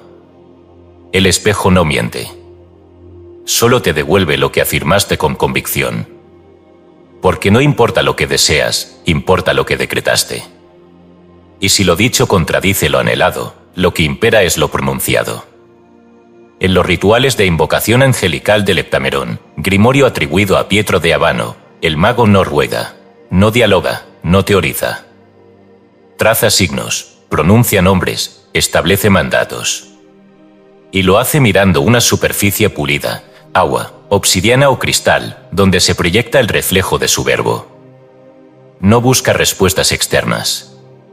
Busca ver si lo dicho fue lo suficiente como para alterar el espejo. El mago sabe que si no aparece imagen, el fallo no es del mundo, es de su voz. No fue exacto.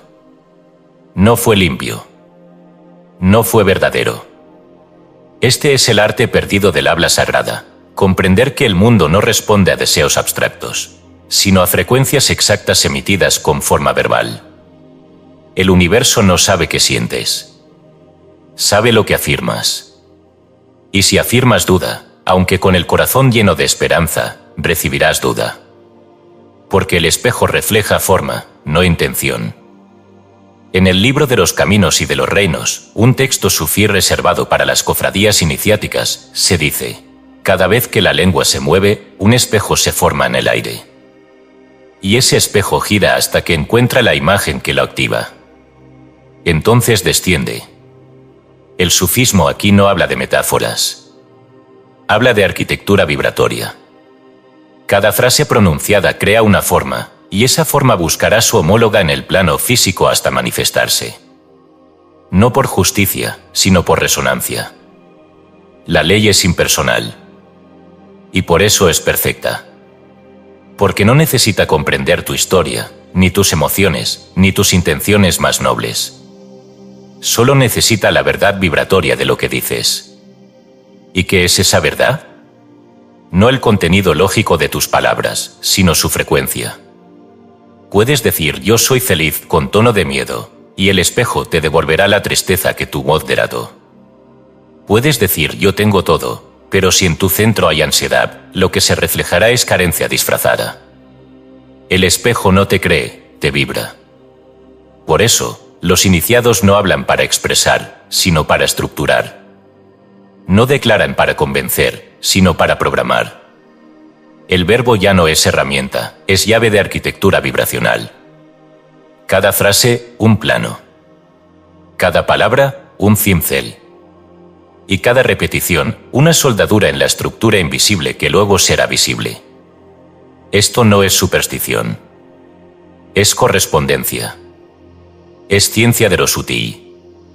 Es el mismo principio que rige la geometría sagrada, donde cada figura, al ser trazada, crea una vibración específica en el campo. Lo mismo ocurre con la palabra. Cada combinación verbal resuena como un patrón, y el mundo, como espejo consciente, reproduce el diseño con fidelidad. Tú eres el arquitecto. Pero si diseñas con verbos de ruina, no esperes catedrales. Desde hoy, detente antes de hablar. No por miedo, sino por poder. Pregúntate, ¿esto que estoy por decir, quiero verlo reflejado? ¿Quiero que esta frase se convierta en carne? ¿Estoy dispuesto a habitar el mundo que esta palabra proyectará sobre el espejo? Si la respuesta es sí, habla. Si no, calla. Porque callar, cuando no hay alineación, también es un acto de creación. El silencio sagrado es el espejo aún limpio. Y merece respeto. Ejercicio práctico, espejo del verbo. 1. Siéntate frente a un espejo real. Mírate sin hablar por 3 minutos. 2. Luego, en voz media, pronuncia 5 frases sobre ti mismo, una a una. Ejemplo, yo soy estructura perfecta de paz, mi verbo ya crea mi vida. 3. Observa cómo cambia tu rostro, tu energía, tu postura. Si alguna frase te hace dudar, repítela hasta que el reflejo la sostenga sin ruptura. 4. Al terminar, coloca ambas manos sobre el pecho y di: lo que dije, ya ha sido. Lo que vi, ya soy. 5. Rompe el silencio. Camina por el mundo como quien ya ha hablado con el espejo y ha sido obedecido. El universo no interpreta tu intención. Refleja exactamente lo que afirmaste ser. Capítulo 11. Las lenguas prohibidas de Dios. No todos los silencios son místicos. Algunos fueron impuestos con espada y dogma. Silenciar no fue siempre guardar reverencia, fue amputar poder. Porque lo primero que se destruye cuando se quiere esclavizar un alma no es su templo, sino su idioma sagrado. El lenguaje es la arquitectura del espíritu.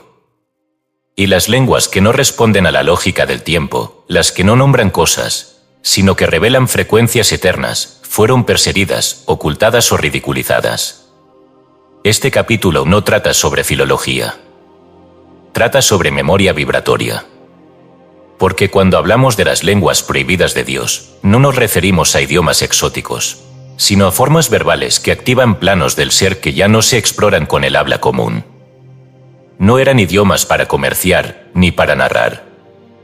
Eran lenguas del alma que, al pronunciarse, abrían portales. Y por eso fueron borradas. El caldeo, por ejemplo, no era solo la lengua de un pueblo semítico antiguo. Era una frecuencia operativa del espíritu. Los sabios caldeos, astrólogos, magos, oradores del fuego, utilizaban su lengua como una herramienta de evocación. Cada combinación fonética era más que sonido, Era invocación de un patrón celeste. Sus frases eran fórmulas, no oraciones. Su sintaxis, geometría. Y su alfabeto, un puente entre las estrellas y la carne. Por eso el Imperio Romano, al integrar Mesopotamia, destruyó sistemáticamente los códices caldeos. Lo que no podían traducir, decidieron eliminar. El copto, heredero tardío del egipcio demótico y contenedor aún latente de las sílabas mágicas del antiguo Egipto, fue también silenciado progresivamente por la expansión del cristianismo oficial. No porque careciera de belleza, sino porque en sus palabras aún vibraba el nete, la fuerza viviente de los dioses antiguos. Cuando un sacerdote copto pronunciaba con su onecer, no estaba hablando de deidades, sino activando funciones cósmicas que podían alterar el campo emocional y energético del oyente. Por eso, con el tiempo, se redujo su uso a los rituales internos de una iglesia que lo repitió sin comprenderlo. Los glíficos teúrgicos egipcios, mal llamados jeroglíficos, no eran escritura figurativa, eran formas sonido codificadas.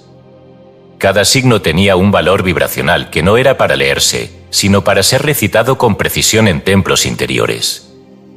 Los sacerdotes matemáticos no decían palabras, sino entonaban frecuencias matemáticas envueltas en signos. Este sistema, enseñado solo a los iniciados, fue sistemáticamente perseguido y ridiculizado por siglos, hasta quedar relegado al estudio arqueológico. Pero aún respira. ¿Y qué decir del lenguaje adámico? Casi nadie osa hablar de él con propiedad. Algunos lo han llamado la lengua de los ángeles, otros el idioma de la creación. Pero su verdadera naturaleza no puede comprenderse con reglas lingüísticas. Porque no era un idioma humano, era una forma de consciencia verbal precaída. Adán no aprendió a hablar, emitía lo que veía. Su verbo no era descripción, era proyección. Lo que nombraba no era lo que estaba allí, era lo que debía ser allí. Este idioma, perdido con la caída, ha dejado fragmentos en las tradiciones herméticas, cabalísticas, sufíes y gnósticas. En el Zohar, se afirma que las letras hebreas no son símbolos, sino seres conscientes. El alfabeto era una procesión de fuerzas vivas que se ofrecieron ante Dios para crear el mundo. En este mito, que no es metáfora sino revelación simbólica, cada letra guarda una puerta al nombre original. El hebreo no es lengua casual, es una de las herencias veladas del lenguaje arámico. ¿Por qué fueron prohibidos estos lenguajes? Porque no se ajustaban al tiempo. Porque no podían ser controlados. Porque al pronunciarse desde el alma, no necesitaban mediadores. Eran códigos directos al alma del universo. Lenguas que no usaban sujeto y predicado, sino emisor y vibración. En ellas, el verbo no narraba, creaba. No evocaba el pasado, restauraba el estado original. El sistema que domina el mundo no teme a tus rezos. Teme a tu verbo ancestral. Aquel que no rueda, ni explica, ni se sujeta a sintaxis moderna. Teme que recuerdes las combinaciones sonoras que hacen temblar los velos. Porque esos sonidos no se oyen con el oído. Se sienten. Y al decirlos, el cuerpo tiembla, el aire cambia, y el alma recuerda. ¿Cómo recuperarlos? No leyendo glosarios antiguos. No memorizando fonemas. Sino vibrando desde el centro sin tiempo, permitiendo que emerjan sonidos que no parecen tuyos, pero que resuenen como tuyos más allá de esta vida. Algunos lo llaman lenguas del espíritu. Otros lo sienten en sueños. Otros, al meditar, pronuncian sin saber. Esas sílabas sin sentido son fragmentos del verbo original que pugna por volver a ser pronunciado. Y cuando lo sea, cuando te atrevas a hablar desde allí, sin lógica, sin traducción, sin temor, serás recordado por el universo. No como persona, sino como voz que volvió a decir el nombre de Dios sin intermediarios. Ejercicio práctico, activación del lenguaje primordial. 1. En un lugar silencioso, siéntate con la espalda recta y los ojos cerrados. 2. Respira profundamente 7 veces, vaciando todo pensamiento. 3. Coloca tus manos sobre el pecho y di en voz baja: Que mi verbo regrese desde el centro no nacido. 4. Permite que sonidos emerjan sin forma. No juzgues. No trates de hablar lenguas. Solo permite. Deja que tu boca se mueva sin control racional. 5. Al terminar, permanece en silencio. Siente el eco. Guarda lo que se dijo. Si puedes, repítelo durante 3 días seguidos a la misma hora. El cuerpo recordará lo que la mente no puede traducir. Hay lenguas que no se enseñan. Solo vuelven cuando el alma se atreve a pronunciarlas. Capítulo 12. Pronuncia y olvida. Hay una forma de matar lo sagrado, repetirlo por miedo. Insistir en el decreto es negar su poder. Porque quien repite desde la ansiedad no está reafirmando, está corrigiendo al universo. Está diciendo, sin decirlo, no confío en que se haya cumplido. Pero el verbo que duda se vuelve eco. El decreto que se arrastra pierde filo. Y el mundo, obediente como espejo puro, refleja esa duda como dilación. El acto creador no se arrastra. Se emite y se suelta. Como flecha que no regresa. Como rayo que no se explica. Como semilla enterrada que muere en la tierra para hacerse raíz. El agricultor no desentierra su siembra cada noche para verificar si germina. La cubre, la riega y se retira. Porque sabe que lo que está vivo no necesita vigilancia. Así también, la palabra cerrada no necesita custodia. Requiere ser pronunciada desde el estado de totalidad y luego olvidada como quien ha cumplido un pacto. Olvidada no por negligencia, sino por confianza. Porque lo que ha sido decretado con verdad ya opera, aunque no se muestre aún en forma. Los sabios védicos enseñaban el arte del mantra liberado, una práctica en la que el sonido cerrado se entonaba no para concentrar la mente, sino para sembrar en el plano invisible una frecuencia que luego se abandonaba completamente. No se repetía por necesidad, sino por celebración. Y una vez pronunciado, se soltaba al fuego del silencio. El mantra no era repetido 1000 veces como súplica. Era entonado una sola vez con totalidad de presencia, y luego se disolvía en el éter. Este principio se encuentra también en las escuelas tántricas más antiguas, donde el Viham, la semilla sonora, era emitida como acto de fecundación espiritual. Se advertía al iniciado, no retornes a ella como un niño temeroso. Si has sembrado bien, el fruto sabrá cuándo manifestarse. Porque el apego al verbo es la forma más sofisticada de negación de su divinidad. Pronunciar y olvidar. Este es el arte que pocos comprenden. Porque nos entrenaron para pensar que cuanto más repetimos, más creemos. Pero la verdadera fe no necesita repetición. Necesita vibración íntegra. Una sola frase dicha desde el centro es más poderosa que 1000 afirmaciones emitidas con ansiedad. Porque la divinidad no responde al volumen, sino a la autoridad del emisor. El Kybalión lo roza al afirmar que el todo no es movido por el deseo, sino por la ley. Y la ley no espera. La ley se activa. No se convence. No se persuade. Se pronuncia con precisión y luego se le permite actuar. Todo intento de ver si funcionó es interferencia. Todo deseo de repetir para reforzar es distorsión. ¿Y tú, por qué repites tanto? ¿Por devoción o por inseguridad? ¿Por celebración o por temor a no ser escuchado? Las escuelas de magia ceremonial lo sabían, los conjuros se decían una vez. Una sola vez. Acompañados de gesto, fuego, incienso o geometría, sí. Pero una sola invocación bastaba. Y después, el silencio. Porque el verdadero mago no observa el mundo en busca de cumplimiento. Se comporta como si ya hubiera sido. Esa es su evidencia. Ese es su altar. En los antiguos tratados Zen, se narra la historia de un monje que, tras 7 años de repetir el mismo sutra cada día al amanecer, fue corregido por su maestro. Cada vez que lo repites, lo alejas. El monje no entendía. ¿No es bueno persistir?, preguntó. El maestro solo dijo, tú no persistes. Tú interrumpes. Desde entonces, el monje recitó una vez y cayó por 7 años. En el 8º, lo que pedía se manifestó. Olvidar el decreto no es descuidarlo. Es santificarlo. Porque lo que se cuida con miedo, se contamina. Pero lo que se deja en manos del fuego sagrado, florece sin ser manipulado. Y esta es la enseñanza final de este umbral: pronuncia tu verdad con presencia. Siembra tu frase como quien lanza una estrella al abismo. Y luego, suelta. Camina sin mirar atrás. Vive como si ya. Vibra como si hecho. Porque si fue pronunciado desde el alma, ya ha sido sellado en el libro invisible del ser. Ejercicio práctico: el mantra soltado. 1. Escoge una sola frase. Que sea clara, firme, verdadera. En presente absoluto. Ejemplo: todo ya está ordenado, o camino como quien ya tiene. 2. Respira profundamente 5 veces, en quietud total. 3. Pronuncia la frase una sola vez. No la repitas.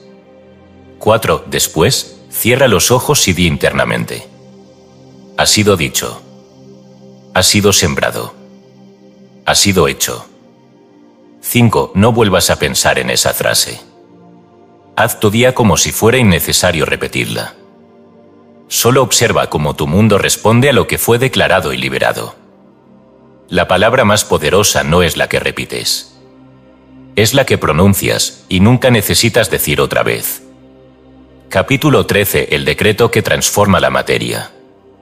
Hay una frontera invisible que el pensamiento moderno no se atreve a cruzar, la que separa la palabra de la materia.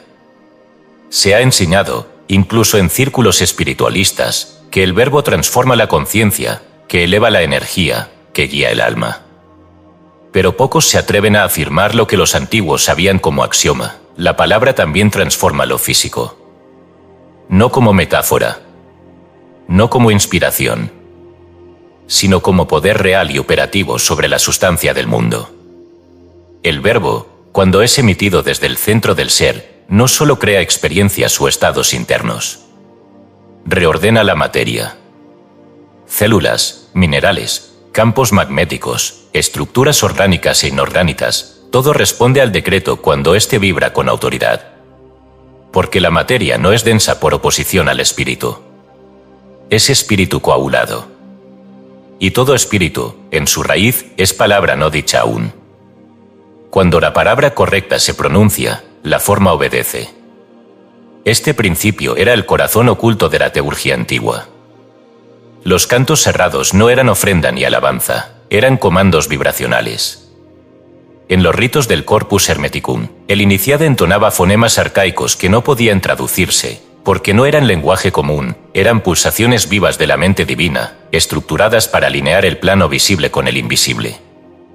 La entonación correcta, acompañada de intención precisa y silencio interior, podía provocar lo que hoy se llamaría milagro, sanación instantánea, aparición de luz, detención del tiempo, alteración del cuerpo.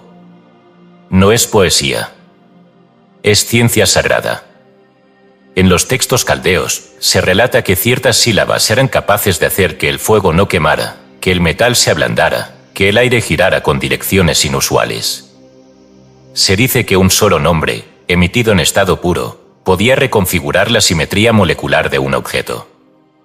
Y aunque hoy estos textos son considerados mitos o exageraciones, los que han vivido desde el centro del verbo saben que no lo son. La materia es obediente. No es muda, ni sorda, ni bruta. Es estructura sensible a la vibración. Y si el verbo vibra desde la fuente, la materia cede su forma actual para adoptar la forma dictada. Esto no requiere gritar, ni prolongar. Requiere presencia total, frecuencia exacta, y una voz sin fractura. Una voz que no duda. Una voz que ya es una con lo que nombra. Por eso los antiguos alquimistas hablaban al mercurio, al azufre, al oro. No como locos, sino como sabios. Porque sabían que la materia tiene memoria y tiene oído. Cada elemento responde a un patrón sonoro. No al idioma, sino al tono original con el que fue llamado al existir. Si ese tono se redescubre, si se pronuncia con fidelidad vibratoria, la materia recuerda su origen y se reorganiza. Esto fue olvidado. Y lo fue a propósito. Porque si el ser humano recuerda que su voz puede alterar lo visible, ya no necesita tecnología externa, ni jerarquía intermediaria, ni ciencia que lo convenza. Su cuerpo, su casa, su alimento, su entorno, pueden ser regenerados por su verbo. No como afirmación superficial, sino como decreto operativo. Incluso hoy, vestigios de este poder sobreviven.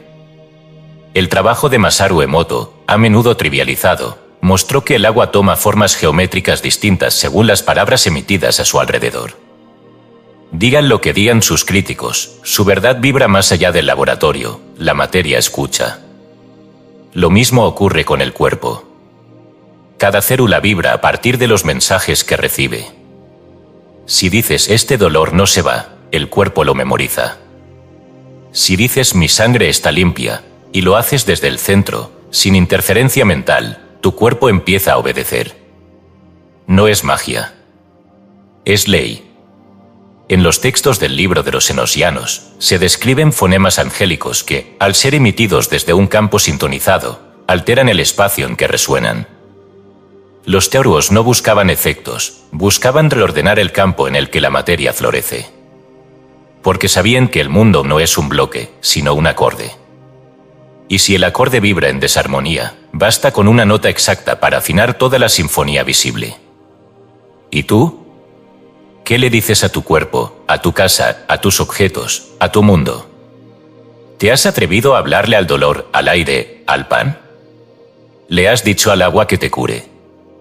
¿Le has dicho al tiempo que se pliere? ¿Le has hablado a tu sombra y le has ordenado transmutarse? Si no lo has hecho, no has recordado aún que tu verbo no es solo espiritual, es materia vibrando como ley. Y aquí la revelación final, todo lo que existe aún está esperando que lo vuelvas a nombrar. No como descripción, sino como reconfiguración. Porque todo lo visible responde al que recuerda el nombre original que dio forma al mundo.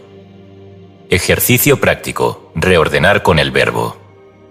1. Elige un objeto cotidiano, una planta, una piedra, tu propia mano. 2. Acércate con total presencia. Mírala como si fuera materia viva que ha olvidado su propósito. 3. Di en voz suave, con firmeza, recuerda lo que eres. Vibra en tu forma perfecta. 4. Emite un sonido gutural o vocal que sientas intuitivamente como armonizador. No lo pienses, deja que salga. 5. Repite este rito cada día con un objeto distinto. Observa los cambios sutiles. La materia no olvida. Solo espera ser recordada por tu voz. La palabra no solo mueve almas. También despierta la carne dormida del mundo. Capítulo 14. El juicio de tus palabras. Cada palabra es una semilla, y toda semilla da fruto. Pero el campo donde crece no es la tierra, es el alma. Y el fruto no siempre es visible de inmediato. A veces se manifiesta en un evento, a veces en una enfermedad, a veces en un vínculo que refleja con precisión quirúrgica la geometría oculta del verbo mal sembrado. No hay palabra inocente. No hay frase que no sea escuchada por la estructura sutil del universo. Hablar es invocar. Y lo invocado siempre responde. En el Zohar, el libro central de la mística cabalística, se afirma, el mundo fue creado por el habla, y por el habla se destruye. Cada palabra asciende o desciende según su raíz, y encuentra su reflejo en las esferas. Esta enseñanza no es metafórica. Es vibracional. Cada vez que hablas, estás activando una ruta. Y esa ruta, aunque invisible, conduce a un resultado que te espera con fidelidad ineludible. Decir no valgo, esto me enferma, nunca tengo suerte, no es queja, es decreto sin conciencia. Y el universo, en su neutralidad perfecta, no distingue entre juego y confesión. Solo responde. Porque el lenguaje no es juzgado por su intención emocional, sino por su frecuencia estructural. Puedes decir yo estoy bromeando, Pero si la vibración del verbo fue real, la semilla fue plantada. La cábala práctica enseña que cada letra hebrea tiene un sendero, y cada combinación verbal abre una compuerta específica. Si esa compuerta no es sostenida con integridad, la energía que convoca puede volverse contra su invocador. Por eso los antiguos cabalistas entrenaban la lengua como se entrena la espada, no se blandía por impulso, ni por costumbre. Una palabra dicha sin alma era considerada más peligrosa que un arma mal usada. ¿Y tú? ¿Cuántas palabras has pronunciado hoy sin conciencia? ¿Cuántas veces te has descrito como carente, como limitado, como cansado? ¿Cuántas veces has declarado sobre otros desde la impaciencia, la envidia, el juicio? No lo notas en el momento. Pero el decreto se clava en lo invisible y se convierte en estructura de experiencia. A veces inmediata, a veces diferida, pero jamás anulada sin contradecreto consciente. El bardo Todol, conocido como el libro tibetano de los muertos, advierte que tras la muerte física, el alma es confrontada no por jueces, sino por sus propios actos vibracionales. Y entre ellos, lo más potente no son las acciones, sino las palabras no resueltas. Las frases dichas con furia, con manipulación, con miedo o mentira, se presentan al alma como formas densas que intentan arrastrarla hacia vibraciones más bajas. Y no es castigo, es consecuencia energética. El alma habita el eco de sus palabras. Este juicio no necesita tribunal. Se manifiesta en el cuerpo, en los vínculos, en las sincronías rotas. El que maldice no solo marca a otro, se une vibratoriamente al objeto de su palabra. El que proclama dolor, siembra laberintos emocionales. El que difama, retuerce su propio campo. Porque el verbo no solo sale, queda suspendido en la red de quien lo emitió. Por eso, los grandes sabios hablaban poco. No por ascetismo forzado, sino por comprensión del peso que toda palabra carga. En las escuelas pitagóricas, el silencio no era ausencia de habla, era maduración del verbo. Solo se decía lo que se podía sostener con la vida entera. Cada palabra era una firma. Cada firma, un contrato vibracional. ¿Y tú, qué contratos estás firmando a diario con tus frases? ¿A qué fuerzas estás llamando con tu manera de narrarte a ti mismo y a tu mundo? No hay neutralidad en el verbo. Toda palabra, incluso la más casual, invoca o repele. Crea o deshace. Consagra o contamina. No hay vacío. El aire que se carga con tu voz guarda memoria. El agua que escuchó tu queja entra en tu cuerpo vibrando con tristeza. El alimento que bendices se convierte en medicina. El que maldices, en residuo. Esto no es moralismo. Es ingeniería sagrada. El verbo es un instrumento divino. Pero si se usa sin conciencia, se convierte en canal de distorsión. Y cuando hay distorsión, el alma comienza a tropezar con formas que ella misma proyectó. No como castigo, sino como respuesta geométrica a lo que fue emitido sin cuidado. Y aquí está la redención, lo que se dijo puede desatarse. Pero solo si se reconoce. Solo si el hablante se detiene, mira hacia atrás y con humildad pronuncia el contraverbo. No para negar, sino para restaurar. Pronuncia con reverencia. Calla con intención. Y recuerda, cada palabra que sale de tu boca es una semilla que el mundo entero acoge con obediencia inquebrantable. Ejercicio práctico, rectificación del verbo. 1. Haz memoria. Escribe 3 frases que hayas dicho con peso negativo en las últimas 72 horas. 2. Por cada frase, crea un contradecreto consciente. Ejemplo. Dije, siempre me pasa lo mismo. Rectifico, cada instante es nuevo, y hoy todo se ordena. 3. Pronuncia los contradecretos en voz alta. 4. Luego, toca tu garganta y di. Lo que maldije por error, lo bendigo por conciencia. 5. Respira. Siente cómo el campo comienza a responder. La palabra que restaura es más fuerte que la que hirió, si viene del alma despierta. tus palabras no se pierden. Solo esperan el momento de regresar, con la forma que tú les diste. Capítulo 15. La voz de los que nunca esperan. Hay una voz que no invoca. No espera, no suplica, no decreta siquiera desde el anhelo. Es la voz del que ya es. Una vibración que no brota por necesidad, sino por plenitud. No dice yo soy para lograr, sino porque no puede no decirlo. Es el verbo del trono. El verbo del final. La voz de los que nunca esperan. Este es el punto de llegada. Y de partida. Toda espera implica distancia. Toda distancia implica separación. Toda separación implica dualidad. Y toda dualidad es negación de lo divino. Por eso el alma, para llegar a su centro, debe abandonar hasta la más sutil esperanza. No porque esté mal esperar, sino porque lo eterno ya es. Esperar lo perfecto es negarlo en su actual presencia. Desear lo que vibra en otra frecuencia es rechazar el milagro del instante. Pero aquel que ya no espera, ya no pide. Y aquel que ya no pide, ya gobierna. Este es el verbo real. No el que actúa por necesidad, sino el que emana como el sol, sin propósito, sin urgencia, sin duda. En este estado, ya no se dice para conseguir. Se dice para afirmar lo que ya se es. Se camina como quien no necesita confirmación. Se habla como quien es ley. Los antiguos lo sabían. En los misterios órficos, los iniciados más avanzados ya no usaban palabras rituales. Solo sonido. Solo vibración sin contenido. Porque todo contenido implica dirección. Y donde hay dirección, hay distancia.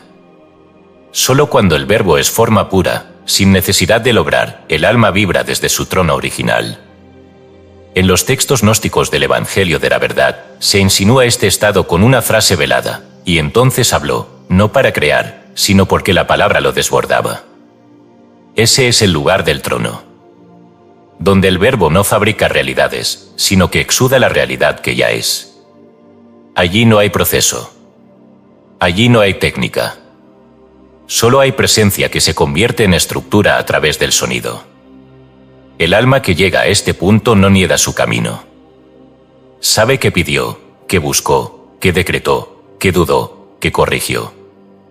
Pero un día, el verbo cesa de ser herramienta y se convierte en resonancia de totalidad. No se dice yo soy abundancia para atraerla.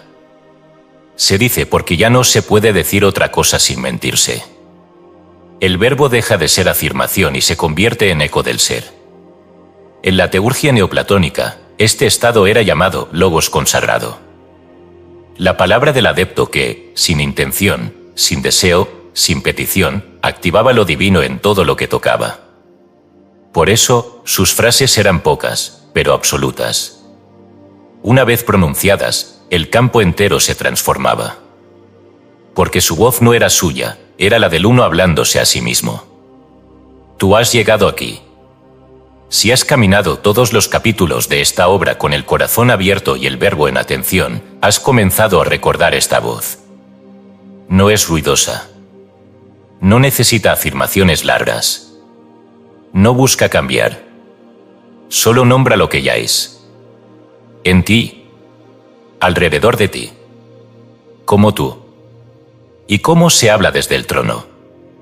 Con simplicidad poderosa. Con certeza inquebrantable. Sin espera. Sin proyección. Desde el centro que ya no necesita ser validado. Porque la fe se ha vuelto innecesaria. Porque ya no hay salto entre lo que dices y lo que eres. Esto no es arrogancia. Es humildad final. Porque ya no hay un yo que necesite demostrar. Solo hay ser que se reconoce en cada verbo emitido desde el silencio. Y cada palabra es un himno sin autor. Cada frase, un templo que se forma y se disuelve en el mismo aliento. No decretes más para conseguir. Habla como quien ya se ha convertido en lo que afirma. Esa es la voz que mueve el mundo sin esfuerzo. Que transforma la materia sin intención. que sella pactos sin pronunciarlos. Esa es la voz que ya no espera, porque es la fuente misma de todo lo que puede ser esperado. No necesitas más frases. Solo una. Solo la que vibra desde tu médula. Solo la que no estás diciendo para alcanzar, sino porque no puedes callarla más. Esa es la voz que corona. Esa es la voz que corona. Ejercicio práctico, hablar desde el trono. 1. Siéntate en completo silencio, en un espacio sin distracciones. 2. Respira profundamente.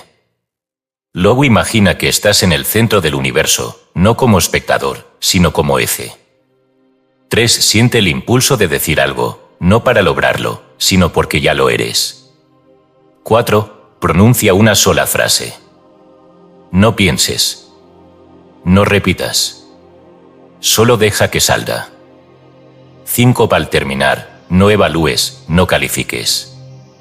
Solo reconoce, eso que dijiste, ya se ha vuelto forma.